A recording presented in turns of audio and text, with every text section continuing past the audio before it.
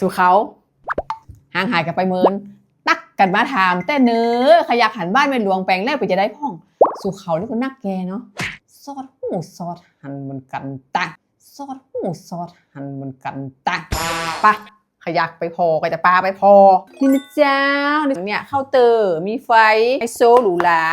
เขาทำงานมาเหนื่อยมาทั้งชีวิตแล้วเขาก็ขอให้อยู่ดีมีสุขของนี้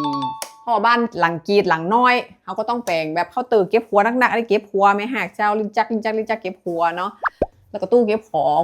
อันนี้ก็คือตีเก็บเสบียงของเขานะเจ้าเดี๋ยวสั่งคือเปิดเอาจันมาใส่ในเห็ม2จันเก็บเสบียงนักๆเสบียงของข้าเจ้าก็คือมาทุกยี่ห้อนะเจ้าและนี่สำหรับช่องเก็บตู้เย็นนะเจ้าแบรนด์ไหนจะเข้าก็สามารถเข้าได้นะเจ้าตู้เย็นยังมีเตือนเนอสปอนเซอร์สามารถเข้าได้นะเจ้าห้องครัวตีข้าเจ้ารู้สึกประทับใจมีมูลีไม้ไผ่จากธรรมชาติทำความสะอาดง่ายใส่มูลีไม้ไผ่แล้วก็คืองามมา 370% นะเจ้านี่พูดอันสวยงามนะเจ้าแล้วก็เตาแก๊สเนาะแก๊สนะเขาจะยี่ห้อเมสเตอร์นะอันนี้ก็เมสเตอร์เหมือนกันนะเจ้าทุกคนอันนี้เป็นบริษัทในเครือของ Mixที่บ้านเก่าเขาใจ Mix ตลอดเนาะแล้วก็ทำคลิปเพื่อเปิ้ลน่ะจนเปิ้ลแบบว่าประทับใจมากพระเจ้าแล้วก็เลยส่งมาให้พระเจ้าแบบว่ากราบขอบพระคุณนะเจ้าผู้มีอุปการะคุณทุกท่านนะเจ้าตีเอ็นดูแม่หลวงนี้นะราชินีเท่าตัวดำๆนะเจ้าร้านนี้ที่ประทับใจที่สุดแถมอันหนึ่งก็คือซิ่งน้ำหรืออ่างล้างถ้วยบ้านเฮานะเจ้าโอ้ต้องการหลุมใหญ่อย่างนี้เลยนะเจ้าเฮาเป็นลูกค้าแบรนด์นี้มาตลอดนะ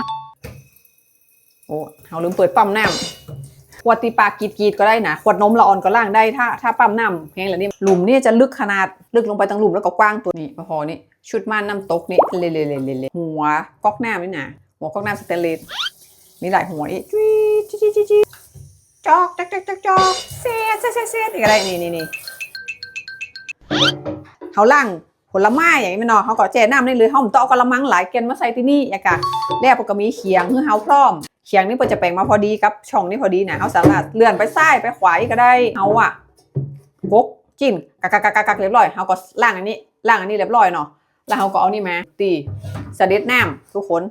ไฮโซหรูหรามากชอบขนาดเลยนะเจ้าข้าเจ้านี่นะเวลาเปิดส่งอย่างมาเพิ่งเลือกก่อนนะว่าจะเอาเปิดส่งอย่างเพิ่งเอาหมดอิ่มใจนะแต่เขาต้องเอาที่เขาชอบแล้วเขาเคยใจแล้วมันดีแบรนด์ที่มั่นใจ